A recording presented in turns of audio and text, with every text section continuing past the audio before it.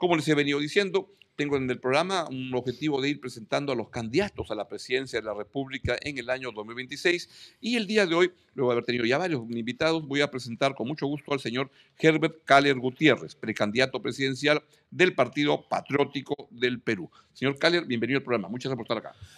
Muy buenos días, don Augusto. Muchas gracias por la invitación para poder hablar de temas importantes, sobre todo ya en este año electoral. Se están cumpliendo varios de los hitos electorales dispuestos por el sistema electoral y sobre todo conducidos en primera instancia por el Jurado Nacional de Elecciones y OMPE.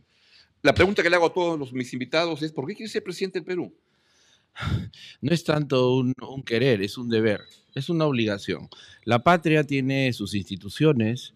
Estamos hablando de los poderes del Estado, dentro del poder legislativo, los 19 ministerios, y uno de ellos tiene que ver con el segundo ministerio más importante en presidencia, que es el Ministerio de Defensa. Yo me he formado en la gloriosa Marina de Guerra del Perú, que de acuerdo a la Constitución política, ¿no?, desde el artículo 163 hasta el 175, habla sobre el tema del orden interno, la seguridad nacional, las Fuerzas Armadas y la Policía Nacional.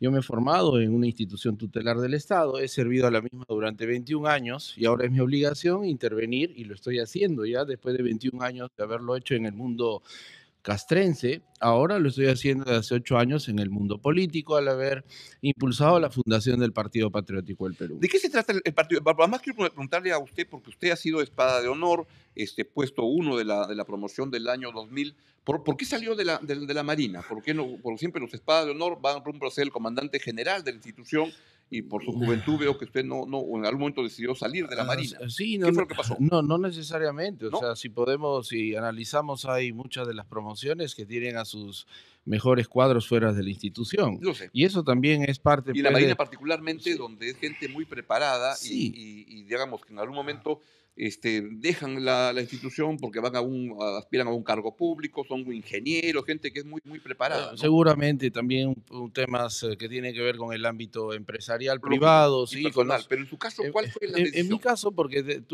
tengo que intervenir en el tema político y muchas veces uno tiene que hacer sacrificios también personales porque hay obligaciones superiores en ese sentido. ¿Usted renunciado a seguir la carrera de la Marina No, para entrar a la política? no es que haya renunciado, sino que he tenido que hacer cosas que me correspondían hacer en su momento y eso me obligó de alguna manera a estar fuera del ámbito castrense. Así Para es. conocerlo más, ¿qué cosas lo llevaron a esa decisión? No, bueno, y siempre pasan cosas que tienen que ver dentro de la estructura del Estado y que no necesariamente uno pues está alineado o está de acuerdo con algunas acciones, ¿no? Eso es. Ya. Y lo importante es que yo me vine preparando. ¿En qué año salió de la Marina? El año 2017. Ya Sí. hace un buen Y tiempo. a los 3 meses O sea, que dejó la Marina a los 17 años de graduado. No, a los 21 años. A 21 años de servicio. Está contando los 4 años Los 5 años claro, porque desde el primer día ya estamos ya dentro del servicio militar en ese sentido. O sea, claro, somos parte del servicio, así es. ¿Por qué se desilusionó de seguir en la Marina? No, yo no me he desilusionado de seguir en la Marina. Lo que pasa que, a ver, yo siempre lo he mencionado, en las instituciones públicas hay jerarquía como en toda organización y definitivamente uno se va a ir preparando en el camino. Yo para dar este paso en el ámbito político, no es que saliendo de la Marina haya pensado en impulsar una candidatura o una participación en el escenario político. Yo a mis 24, 25 años estudié, por ejemplo, una maestría en el Instituto de Gobierno. Eso veo. ¿No es cierto? Y la primera maestría impulsada en ese momento. La Universidad Carlos III de Madrid, sí, España. Y así es, ¿no? Impulsada en ese momento era el segundo gobierno de Alan García, que fue una disposición a nivel presidencia del Consejo de Ministros, y tuve la oportunidad de ingresar sin ningún respaldo institucional, yo de manera personal y becado, ¿no?, a esa maestría. Entonces mis compañeros en el escenario académico profesional eran ministros de Estado, congresistas de la República. Por ejemplo, el congresista Walter Menchola era de mi grupo de estudios y yo era el que lideraba el grupo. Y él en ese momento era el presidente de la Comisión de Defensa del Congreso de la República, 2 años seguidos. Entonces, eso lo menciono con la finalidad de mostrar Vamos a salir nuevo en política para que la audiencia pueda enterarse de quién es usted y conocerlo más. Nuevo en política, pero ya con bastantes años de preparación, porque la política no es un juego. Estoy viendo en el escenario a algunos futuros candidatos a la presidencia de la República, y yo sí no estoy de acuerdo cuando dicen que no es necesario haberse preparado para ser presidente de la República. No, para ser alto funcionario del Estado, con mayor razón, el jefe supremo de las Fuerzas Armadas y la Policía Nacional, de acuerdo al artículo 167 de la Constitución Política del Perú, uno tiene que tener experiencia en el mundo público, pero también en el mundo privado. O sea, uno tiene que haber sabido emprender algo, haber preparado en la actividad privada desde el año 2017. Desde el año 2015, ya he cumplido 10 años. ¿En qué tipo de posiciones? ¿Qué es lo que hay? En el rubro educativo, tengo 2 emprendimientos privados formales desde hace 10 años y opero en lo más sensible que se requiere en toda nación para poder desarrollarla, que es la educación. Ya. ¿Y a qué tipo de educación está? ¿En qué segmento de la educación? Son 2 instituciones privadas, una con el superaprendizaje de idiomas, yo hablo 6 idiomas. ¿Ah, sí? Sí, y también el superaprendizaje de otras materias como otras ciencias, como por ejemplo matemáticas, ciencias, ofimática, en todos los rubros que se pueda requerir una preparación de entrenamiento, aplicamos métodos de superaprendizaje, tanto uno de Europa que se llama la Sugestopedia y uno personal que lo he podido desarrollar en base a mi conocimiento, a mi experiencia, a mi trabajo, porque estudio ingeniería en la UNI también, soy bachiller y soy abogado agremiado al Colegio de Abogados de Lima. Entonces, algo pasa en esta cabecita y eso quiero justamente ponerlo en valor y al servicio de toda la comunidad y el país. ¿Cómo se plasma en el PPP, el Partido Patriótico del Perú? ¿Es un partido, si nos lo puede describir, qué es lo que piensa? ¿Es un partido, le preguntaría simplonamente, de derechas, izquierdas, centros? Sí. ¿Cómo es explicarle a alguien que no sabe qué es el PPP, de qué se trata? Sí, el PPP en realidad no es ni de derecha, ni de izquierda, ni de centro, es un partido que está impulsando una nueva ideología política.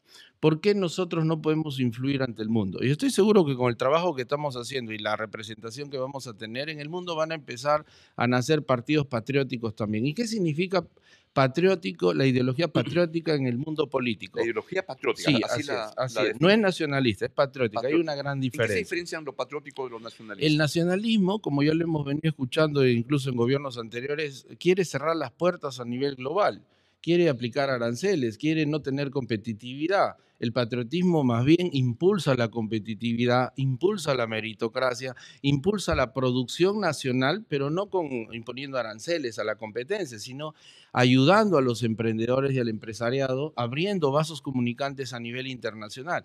Ejemplo, no es posible que nosotros como país querramos comernos el mundo comercialmente hablando si no tenemos representantes naturales en los países potencia comercialmente hablando, o sea, los futuros compradores. Si nosotros miramos la Unión Europea, casi 28 países con 550 millones de consumidores, porque hasta un bebé consume, no lo paga, pero consume. Quien paga es el padre o la madre o algún familiar, ¿no?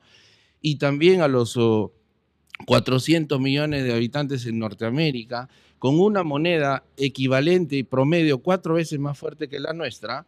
¿Cómo podemos tener solamente, por ejemplo, un representante en Alemania cuando deberíamos tener un representante comercial en cada estado del Ministerio de Relaciones Exteriores? Un embajador. No como un embajador, sino un peruano que ya viva en esas ciudades, en esos estados, que sea reconocido por la propia población que están los peruanos en el extranjero, pero que su trabajo sea abrir esos vasos comunicantes, el comercio del Perú para el mundo. Entonces, si Alemania tiene 16 estados con 84 millones de habitantes, deberíamos tener 16 representantes. Estados Unidos, 50 estados, deberíamos tener 50 representantes, pero no para que estén sentados sin producir. ¿En el Congreso peruano? No en el Congreso, hablo de representantes comerciales que nos permitan abrir el comercio del Perú para el mundo. Pero si nadie hace ese trabajo real, yo he estado entre otros países 2 veces en Alemania 4 años, gracias justamente al Estado peruano, a la Marina, y ahí es donde he visto... ¿En Alemania 4 años? He estudiado en Alemania. ¿Has estudiado? Sí. ¿Y en qué tiempo, en una carrera, cuánto tiempo has estado en Alemania? Has estado estudiando bastante ahí. Como normalmente pasa pues con los oficiales más destacados, ¿no? Eso es normal y justamente hay una de las propuestas del Partido Patriótico del Perú tenemos materia gris en el mundo, representantes de las Fuerzas Armadas, representantes de la Cancillería, pero la pregunta es, ¿qué objetivos adicionales a lo castrense o a lo de la Cancillería se les exige a esas materias grises para que impulsen el desarrollo nacional y el desarrollo económico del Perú? No hay. Yo lo he querido hacer en distintos momentos, pero hay una frase que se dice en el Estado, no, no muevas la tasa. Me decían, no muevas la tasa, ¿Qué Caleb. significa no mueva la tasa? No mover la tasa significa no vayas más allá de tus funciones. O sea, cumple eso nomás y suficiente. ¿Para qué hacer más? Y eso es lo que hay que romper dentro de la administración pública. Tenemos miles de funcionarios que representan al Estado peruano en el mundo, sobre todo en los países de mayor interés para el Perú, económicamente, comercialmente, políticamente, ¿no? Culturalmente. Pero la pregunta es, ¿qué es lo que se hace específicamente para poner y dar mayor valor a esa representación nacional en el extranjero? No hay políticas adicionales y eso es lo que impulsa el Partido Patriótico del Perú. En otras palabras, patriotismo significa incrementar exponencialmente la producción, impulsando sobre todo a los micro y pequeños emprendedores, que son un poco más de 8 millones en el Perú, generan 12 millones de puestos de trabajo y mueven el 40% del Producto Bruto Interno. No es la minería, ojo, muchos hablan de la minería. La minería mueve el 10% de la producción bruta interna nacional. Señor Caleb, ¿qué harían conforme a lo que está diciendo para formalizar el Perú? Hay alrededor de 75% de la población es informal. ¿Su partido le interesa eso? ¿Qué es lo que haría para terminar con la informalidad? Por supuesto, ahí tenemos nosotros, y va a ser una primicia, y le agradezco por la invitación porque fácil es copiar, difícil es entender. Y esto lo estábamos guardando para el momento del debate, pero es momento de decirlo para que la ciudadanía comprenda claramente. Lo que pasa es que nosotros como Estado debemos impulsar políticas públicas que en todas sus variables, es como una ecuación, en todas sus variables sean positivas. Si le decimos a un microemprendedor que está operando en la informalidad, vas a pagar solo la mitad del IGB, no el 18%, sino el 9%, sigue siendo una variable negativa. Por lo tanto, no va a tomar la decisión. ¿Qué es lo que hay que hacer? Además de normalmente los microemprendedores informales, ya están colocando en el mercado productos que han pagado impuestos directamente. Ejemplo, sí, claro que sí. Si compramos una Coca-Cola en la calle, una galleta Oreo, ya porque esas grandes empresas o medianas empresas han pagado impuestos. O le pone gasolina a su auto. Correcto. Entonces es un absurdo pretender imponer mayor carga a un microemprendedor cuando su producción puede ser de 2.000 soles, 1.000 soles al mes. ¿Y qué haría entonces? Entonces, ¿qué es lo que hay que hacer? El Partido Patriótico del Perú impulsaría una ley en la que el consumo de cada ciudadano, de repente usted consume 3.000 soles mensuales, otros consumen 5.000, otros 1.000 soles mensuales, porque depende de su capacidad adquisitiva. Todo consumo va a tener un valor de intercambio. Entonces, usted compra un queque con una galleta o un sándwich con una Coca-Cola que le cuesta 10 soles, van a poder registrar en el sistema digitalizado. Eso es un poco complicado de llevar, ¿no? No, ¿por qué? Porque se lleva en un registro digitalizado el consumo en base registrando el DNI, y eso le va a permitir al ciudadano. Voy a comprar un chocolate en la bodega, va a tener que estar digitalizando compra el chocolate con mi DNI. No, pero va a registrar el consumo. Es como en un restaurante, le pueden dar la factura o la boleta de venta de forma detallada o en forma global. Lo importante es que está registrando el consumo, ¿correcto? Ya. Pero ese consumo, imagínense nuevamente, 3.000 soles usted ha consumido al mes, va a tener un valor de intercambio. Pero ese valor de intercambio no en bienes, sino en servicios. Ejemplo. ¿Y de qué manera hace que me formalice con eso? Solamente los emprendimientos que tengan un lugar donde estén trabajando, ¿no? En condiciones mínimas establecidas sin tanta presión que hay actualmente, licencia de funcionamiento por aquí, uno tiene que ser arquitecto, abogado, tiene que ser sabiondo en varias cosas para poder emprender un negocio. ¿Es su herramienta contra la Sí, ¿por qué? Porque nadie va a querer, por ejemplo, hacer esas compras por 1.000 soles al mes o 2.000 o 3.000 en lugares donde no le registren esa compra. De esa manera, yo como ciudadano que está comprando voy a poder, por ejemplo, activar cursos o programas de capacitación virtuales registrados y con el respaldo del Estado. Voy a poder pagar de alguna manera mis multas que me puedan aplicar. Voy a poder tener beneficios en temas turísticos, culturales, educativos, cosa que sí se puede aplicar. ¿Por qué lo digo? ¿Cuál es la mayor empresa del mundo en producción? No es una empresa de bienes, es una empresa de servicios, es Microsoft.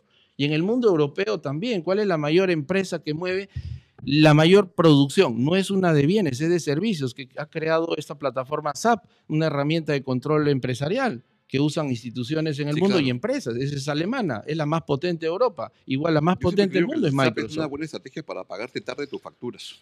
Enredarte en el proceso y No. si ya te pago en 2 meses mientras cumple con todos los Ya, procedimientos. pero esos ejemplos que he dado quiere decir de que el conocimiento tiene un gran valor y tiene un gran valor de intercambio, y eso es lo que no se está impulsando en el Perú, materia gris aplicada en el comercio. En Europa en estos momentos se están impulsando la construcción ya de 12 fábricas de inteligencia artificial, y de esas 5 de ellas van a ser megafábricas. Imagínense cómo están adelantados ellos y Ya están que usted asesorando a me las... dice que tiene 2 centros académicos, la Ujú. inteligencia artificial, ¿qué cosa haría con ella? ¿Cómo entenderla en un eventual Uy, gobierno suyo? mire, yo le pongo un ejemplo concreto.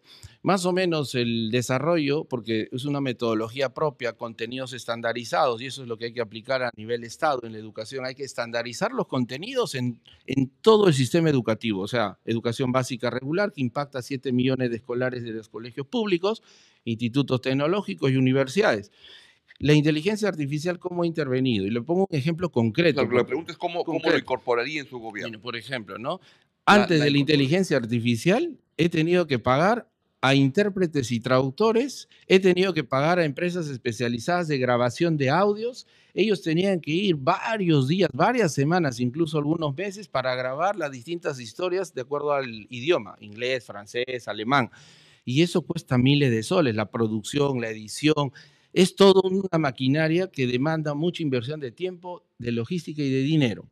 Con la inteligencia artificial, para el programa de portugués, por ejemplo, que hemos desarrollado, finito. Ya no se necesitó traductores e intérpretes, inteligencia artificial.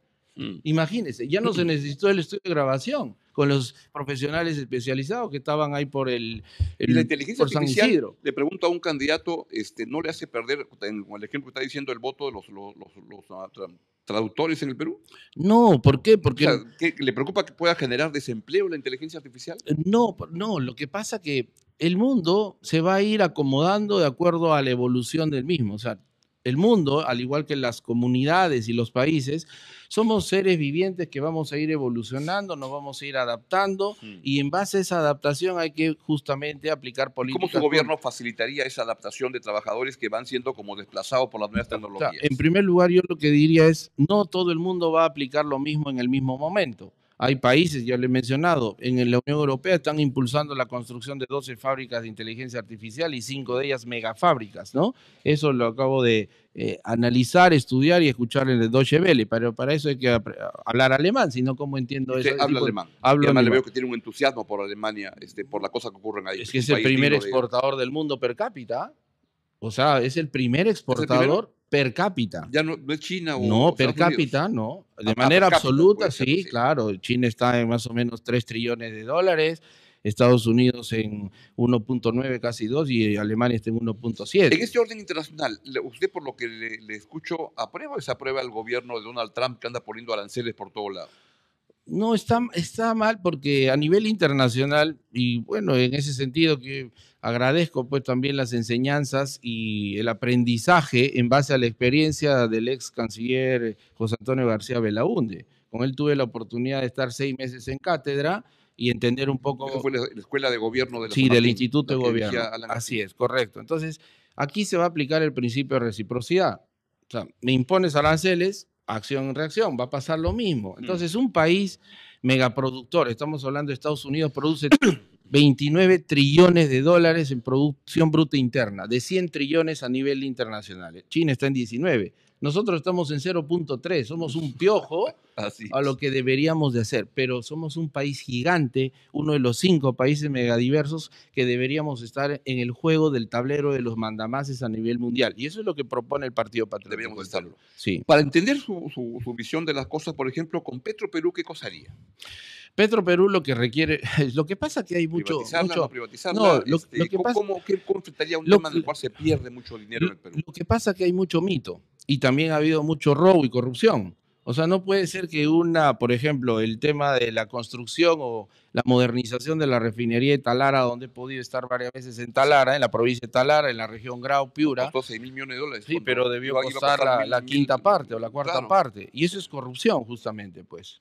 Eso O es ineficiencia corrupción. o corrupción o de las dos, Es ¿no? que las obras públicas y los proyectos públicos no deberían permitir que, y eso está también de alguna manera establecido, no debería permitir que vaya un 30 o 50% más de su presupuesto inicial. Y eso debería estar claro. Cuando hay corrupción, ya estamos viendo las adendas por todo lado, por qué se dan, porque se dieron favores políticos electorales, y eso es lo que hay que cambiar. Lo que la gente no sabe es que ¿por qué creen que hay grandes empresas privadas que quieren que Petroperú se privatice? ¿Por qué? Porque sí es un negocio de verdad. O Bueno, sea, si es sí bien es un manejado, negocio, es un buen por negocio, pero supuesto. como está haciendo ahora, Pero es un barril sin es fondo. que el problema está en que si hay la intervención del Estado para meter mano donde no debe meter mano, Petroperú es la empresa que más dinero mueve en el Perú, es la mayor empresa que tiene el Perú. Así es. Hay que tenerlo claro. Entonces, si el Petroperú fuese privatizado, ¿qué es lo que sucedería al día siguiente? ¿Sabe qué, don Augusto? Muchas de las comunidades a nivel nacional no tendrían el abastecimiento del crudo del petróleo. ¿Por qué? Porque actuarían bajo el principio de no me puedes obligar, Estado, dónde operar, dónde ir, dónde no ir. El libre Bueno, el comercio, Estado no. podría actuar de manera, contratándole a las empresas el servicio para estas comunidades que no tienen el servicio Pero al final directamente, ¿no? sería más caro.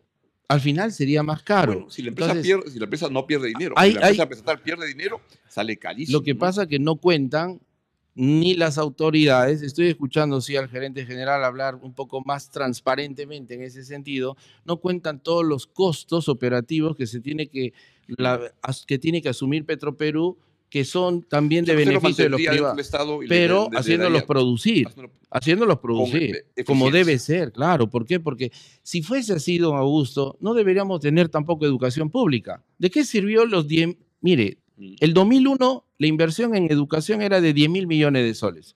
Al 2025 se ha multiplicado por 5, 50.000 millones de soles, el 20% del presupuesto público Claro. nacional. ¿Y sirve de algo? No. El análisis de competencias adquiridas de los alumnos, 8.5 de cada 10 no Ayer entienden lo leía que una leen. entrevista a Felipe Ortiz Ceballos en Perú 21 muy interesante y hablaba de todo el gasto que se ha hecho en educación, pero los baños no funcionan en los colegios públicos. Entonces, si fuese tan simple decir, entonces como no funciona, desaparezco la inversión tiene que pública en haber, por educación, supuesto. la inversión pública en salud, que son Salud, de 30.000 educación, millones, justicia, en el mismo tema de hechas. seguridad y orden público, Ahí quería llevarlo. son 15.000 millones de soles al año. Ahí quería llevarlo. Pues no puede ser. Alguien que viene, un candidato que viene de estar en la Marina, una institución que ha jugado un papel tan importante en lo que es la defensa de la seguridad. Y lucha las contra Fuerzas Armadas contra el terrorismo, del 80 al 2000. Policial, por supuesto. Correcto. ¿Qué haría frente al crimen organizado si es que el PPP, con usted a la cabeza, llegara a la presidencia? Mire, nosotros tenemos, porque basta ya de filosofar con descripción de los problemas, eso se ve siempre. Tenemos muchos candidatos que describen los problemas, pero que no plantea propuestas concretas. El Partido Patriótico del Perú tiene 7 propuestas concretas en cuanto a la seguridad. Le puedo dejar esta. ¿Cuáles son? No, expóngalo ante el público, que es lo que más me interesa. Se debe declarar la guerra contra la criminalidad. Eso es lo primero. Y la Policía Nacional, porque eso está establecido en el artículo 137 de la Constitución Política del Perú, que es el contrato social, que cuando en régimen de emergencia, por ejemplo, podemos nosotros aplicar lo que es el estado de emergencia. Hay estado de emergencia y estado de sitio. Y en el estado de emergencia, la Policía Nacional actúa bajo la subordinación de las Fuerzas Armadas en el control del orden interno. La Policía Nacional ha demostrado que no puede hacerlo. Entonces debe entrar las Fuerzas Armadas con unos 120.000 hombres, casi 7.000 millones de soles de presupuesto nacional de la República al año. Segundo, se deben de transformar las cárceles en centros altamente productivos. No puede ser posible que a nosotros, a usted que produce, que yo produzco, así sean algunos pocos miles de soles de impuestos al año, ¿no? Pero estamos contribuyendo con el Estado, con nuestra producción tanto privada y con el pago de impuestos. ¿A usted le parece justo que se destinen casi 1.000 soles por reo de forma mensual? No puede ser posible. 30 soles al día. 30 soles al día. Tenemos más de 100.000 reos, hay presos que están internos en los 69 establecimientos penitenciarios a nivel nacional. Ellos deben de producir, deben de trabajar. ¿Para qué? Para que se pueda cubrir todo lo que cuesta su manutención para que puedan tener un fondo ahí en el Banco de la Nación, en su cuenta personal y para que se cumpla. Rehabilitarse, que es el final, Claro, el fin último de toda la porque el trabajo, mire, de mandar a alguien a la cárcel. porque el trabajo dignifica al hombre en primer lugar y es un deber constitucionalmente hablando. Pero el reo ya no puede haciendo lo que quiera todo el día, sino levantarse 5 de la mañana, hacer deporte, bañarse con agua fría, tomar desayuno. Agua fría, ¿por qué no le pueden poner agua caliente? ¿Por qué? Porque el agua fría es bueno para la salud. Así. El doctor Elmer Huerta lo para comentando, ¿no? En mi caso yo me baño con agua bien caliente, felizmente puedo tener mi termita ahí. Pero además hay que entender de que debe haber cierta reacción por parte de quien ha delinquido. Entonces, ellos tienen que producir de lunes a sábado mínimo 8 horas al día, como lo hace cualquier persona en el Perú. Y la mayoría de las personas en el Perú trabajan y producen 12 horas al día. Minería ilegal. ¿No? ¿Qué harías contra la minería ilegal? ¿Puedo terminar rápidamente? Tercer punto. Se debe eliminar el descanso que tienen el día por medio de los policías. Esos policías que tienen ese descanso, hacen servicio un día y al día siguiente están haciendo otra cosa, claro, trabajando por otra empresa. No, pero, a ver, la Policía Nacional, al igual que los miembros de las Fuerzas Armadas, están dentro de ese ranking del 5% de todos los trabajadores a nivel nacional ganan de $1.000 para arriba. O sea, uno no entra a las Fuerzas Armadas ni a la Policía Nacional para ser millonario, para tener grandes casas. Si no se equivocaron de profesión, es para servir a la patria, arriesgando su vida, ¿correcto? Entonces, ¿acaso nosotros, los miembros de las Fuerzas Armadas, hacemos servicio y al día siguiente nos vamos a nuestra casa? No, trabajamos, hacemos guardia, al día siguiente seguimos trabajando hasta las 5 o 6 de la tarde y nos vamos a nuestra casa.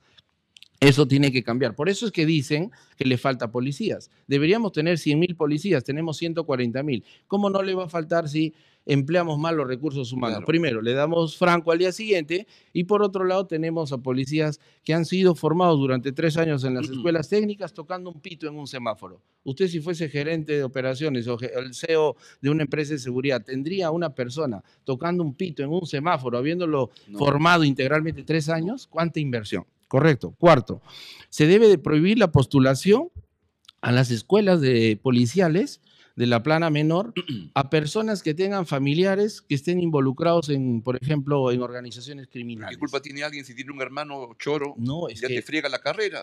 No, es que ahí viene el tema. Pero ¿qué culpa tiene el Estado de permitir que haya un futuro comisario que tenga un familiar que sea miembro de una organización criminal a quien no lo va a casar?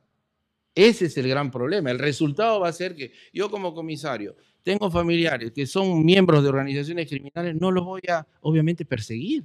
Y hasta el Código Penal lo permite, el Código Procesal Penal.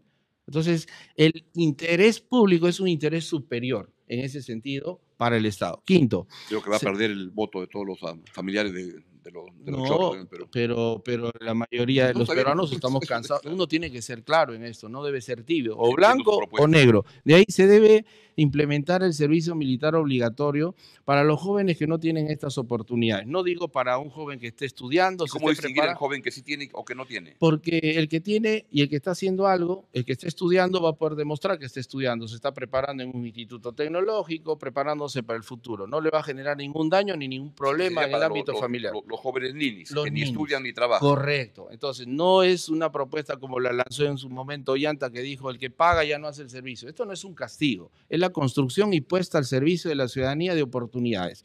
Sexto, se debe permitir que los licenciados de las Fuerzas Armadas puedan ingresar a la policía después de una capacitación adicional de 6 meses, por ejemplo, porque ellos ya sirvieron, ya se prepararon, ya lo demostraron durante 2 años. El Estado invirtió mucho dinero y tiempo también en su capacitación y el haberse licenciado significa haber pasado por lo menos 2 años en el servicio. Ya lo demostraron. Entonces, ellos podrían cambiarle el rostro también a la policía con una regeneración ahí de representantes de ciudadanos que lo demostraron. Y 7, los licenciados de las Fuerzas Armadas son quienes deben de trabajar en el INPE y deben de trabajar en el área de seguridad de la policía, de las municipalidades, porque ya están formados, ya han demostrado su amor a la patria.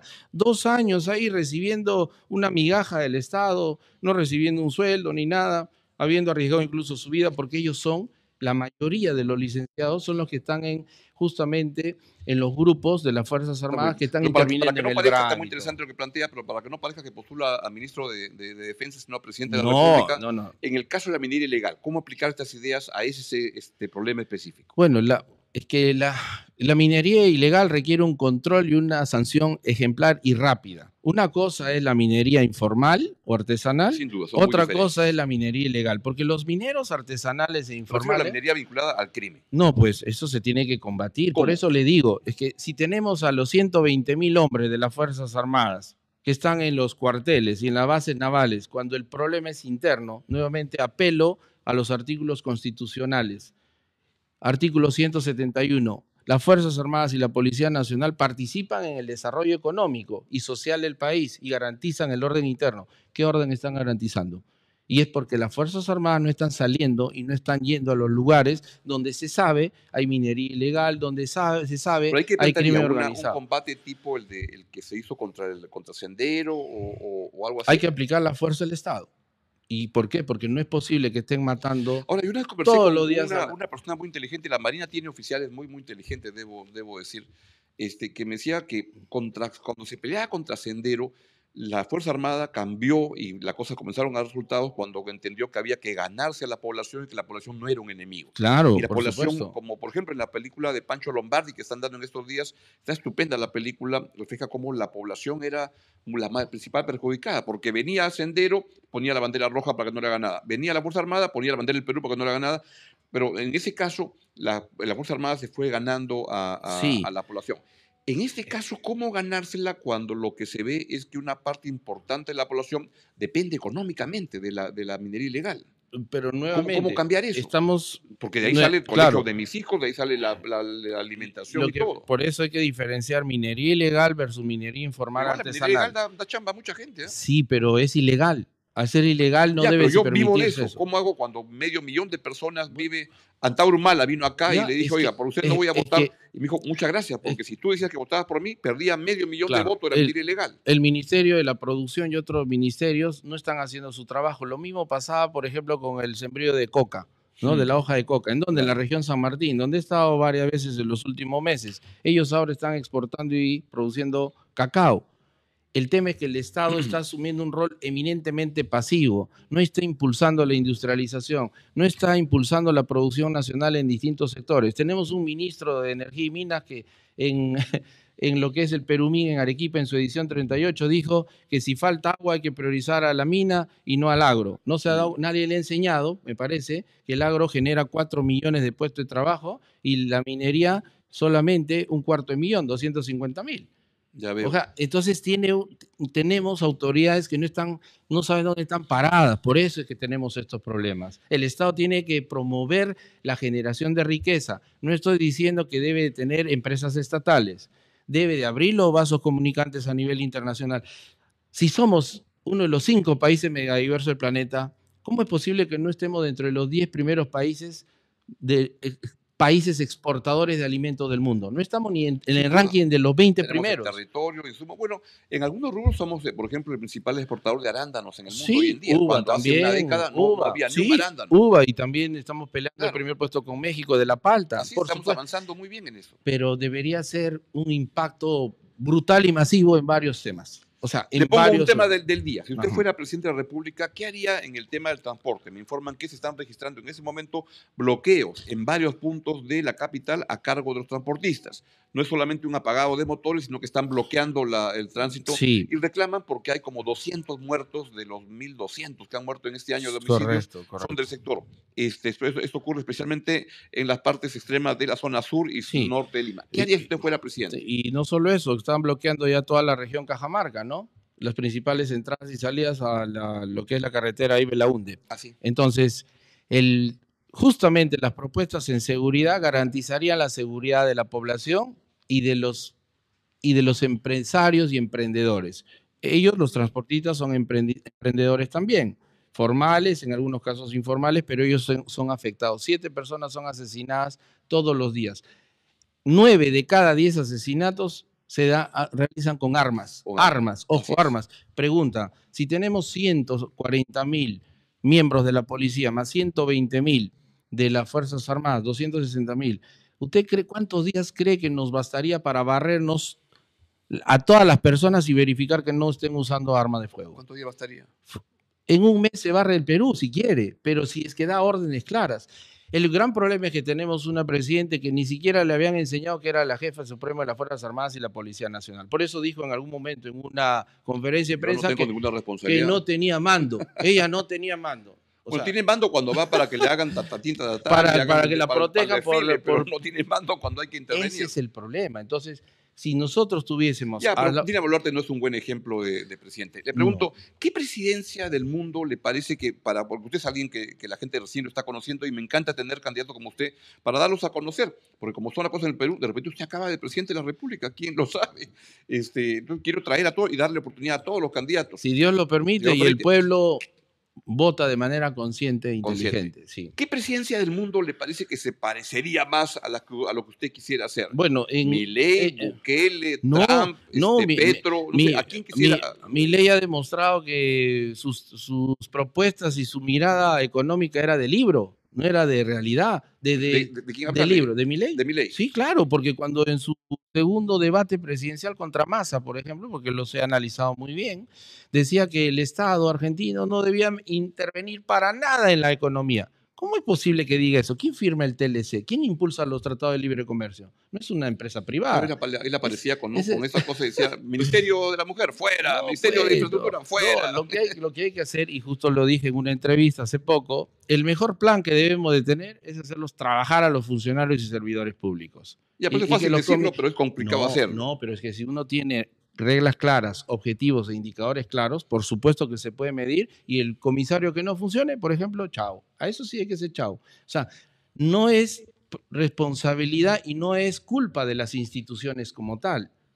Es responsabilidad de las personas que están representando a esas instituciones. ¿Cuándo se le ocurrió que usted podía ser presidente de la República o que le despertó el apetito? No sé, me imagino que usted estaba como oficial de la Marina, de alférez, ¿no? Y mirando ceremonias y miraba a los presidentes y decía, si este idiota es presidente. Correcto, eso. ¿Por qué no pudo? Usted estaba ahí cuadrado con su uniforme diciendo, si este idiota está haciendo esto, yo podría hacerlo mejor. Ahí fue que se le ocurrió. Sí, cuando era cadete y formaba parte del escolta de bandera en la Marina, solo los primeros puestos de cada promoción están en el escolta de bandera. Usted puede ver un cadete de 1,85 m y uno de 1,70 m.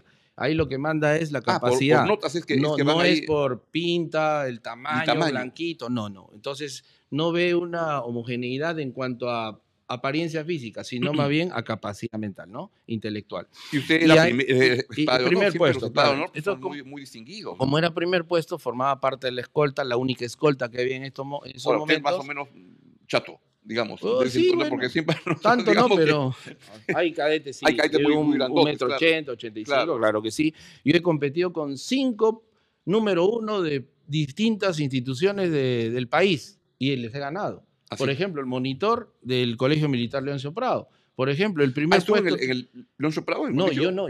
Digo, uno de mis compañeros, ¿no? con los que estuve en la Escuela Naval, él fue el monitor de Leoncio Prado. Uno de ellos fue el primer puesto. ¿Monitor qué cosa es? Es el que lidera ahí a todo el batallón, ¿no es cierto? El número 1 del Colegio Liceo Naval Almirante Guise toda su vida. Y así otros más. Yo estuve en ese colegio del primero, al número 1 de la Armada, tercero de primaria. Al número 1 de la Armada de Colombia, que había estudiado en la universidad año y medio, había estudiado en el ejército, lo becaron a la Armada de Colombia y a la Marina de Guerra del Perú para que estudie acá. Entonces tuve que tener un desempeño y una competencia muy alta. Está muy bien. ¿A qué presidencia se parecería la suya? Para poder tener una referencia. Claro, así, ¿no? Cuando hablamos de los problemas más sensibles que lo están midiendo y quiere que la ciudadanía vea un cambio, es el tema de seguridad, es el tema de trabajo, producción y educación. Pero en seguridad podría hablar de lo que está haciendo el presidente Bukele en cuanto... Eso lo ve como una referencia en el campo de seguridad. Y no crea que sea una referencia, sino los resultados de lo que está aplicando están demostrando que sí se puede. Y nosotros en el mundo privado, ojo, hace varios años hemos presentado una propuesta muy parecida a lo que hace Ahora, Bukele lo que tiene también es cuestionamientos por el respeto a los derechos humanos. Eso le preocupa, le interesa. Sí, es que yo no voy a... A Bukele no le interesa mucho. No, a nosotros sí. Porque mete preso, ahí ya veremos qué hacemos. Por eso uno de los 9 principios rectores es respeto absoluto a los derechos humanos. Y yo tampoco quiero liderar un partido para ver en el futuro una persecución política y penal contra los partidarios. El tema de derechos humanos, por supuesto, por eso yo no estoy diciendo que deben estar presos y hacer lo que hacían los incas con los Ancahuasi. las casas del terror, o sea, las ¿Qué cárceles. cosas hacían? No Ellos, sabía. de acuerdo a la historia, a la cultura, Claro, 9 millones de pobladores en ese momento, los que se portaban mal, por eso existían estos dichos, Amazú, Amaqueya, claro. ¿no? Eso sí sé. Amayuya, es porque habían ciudadanos que se portaban mal, si no, no Como en hubiesen toda sociedad, existido. pues, ¿no? Entonces, los que cometían delitos o cometían actos en contra de la administración o del Inca, lo que hacían eran ser alejados de los núcleos familiares y sociales. Ah, ¿Por qué? Porque lo peor que le puede pasar a una persona es no estar dentro, no tener contacto con su círculo más cercano, con su familiar. Imagínese, un hijo, una hija, la mamá, el papá, los hermanos, los amigos más claro. cercanos. Y los alejaban a lugares Ya donde veo. no podían tener contacto y definitivamente los que habían cometido delitos más graves, simplemente les esperaba una muerte lenta con el trabajo forzado futuro. Señor Por Keller, eso dando la decimos parte que final, por tienen que favor. trabajar. Tienen que No chambear, por estamos supuesto. diciendo van a entrar para comer arroz todo No, el día pues, o un pan con té. No, así tienen que no, producir así no para juega ellos, Perú. para sus familias y como elemento poderoso de resocialización que eso está establecido en el ¿Quién Sistema financia su Nacional Penitenciario. campaña? No, ese es un trabajo muy arduo que estamos haciendo internamente. Son aportes de algunos miembros del partido, también de alguna manera de mi persona. El sábado que acaba de pasar hemos hecho una rifa partidaria. Así, ¿qué cosa Y rifaron? hemos rifado un saco de arroz, un saco de azúcar, un tratamiento, un blanqueamiento dental, un Así, paquete turístico equivalente a cosas 1.500 pequeñitas, pero soles. está bien. Sí, pero Claro. por ejemplo, y el mes anterior también, y el mes anterior tuvimos un ingreso de un poquito más de 30.000 soles, ¿no? Y lo Y con eso digo está financiando su abiertamente. campaña. Sí, y Se ve un poco, siempre, con todo respeto, un poco misia su campaña, porque no, para hacer pero campaña a nivel sí, nacional va a entrar claro, un poco más, ¿no? permisia, pero honesta. O, no, claro, Eso es lo importante. Y siempre en esas como el hocicón de actividades, Condorito, eh, pobre pero honrado. sí, correcto.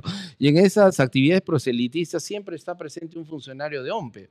Así, Sí, chequeando que... porque este es el efecto de los partidos pues, que han inventado Ah, cosas. siempre hay un funcionario de Sí, hombre. sí, y esto se debe comunicar 15 días antes de la actividad y un funcionario de OMPE está presente para verificar, es el tucuiricui que existía en el Interesante. incanato, el Y en esa observador. línea, ¿cómo está verificando que no se zampen gente indebida en sus listas al Parlamento, etcétera? Hay una herramienta de que transparencia y varias Sí, instituciones promueve, RTC, claro. ¿Va a firmar, va a Sí, suscribirlo? claro, claro que Cómo sí, lo ve? radar tolerancia cero, sí, yo hablo muchas Revisa a su veces, candidato. sí, claro, entonces yo he hablado muchas veces tanto con el representante de transparencia, así, Aguapara, Omar Aguapara, no, él es el Álvaro secretario Hensler, general, Hensler, ¿ya? claro, ¿no? Aguapara es el secretario general, Secretario general. correcto, y hemos participado siempre en todas Ah, las sí. ¿Pero van a actividades, firmar? ¿Han firmado sí, ya? vamos a hacerlo, Ah, qué bueno. estamos primero filtrando quiénes van a ser nuestros precandidatos finalmente para poder, a ver, ellos un filtraje final y de ahí ya Ah, pasan a estupendo. la relación. Bueno, Sí, en síntesis, si le tuviera que hablar al pueblo muy corto, así como si fuera un TikTok, como si fuera un sí. X, ¿por qué deberían votar por usted?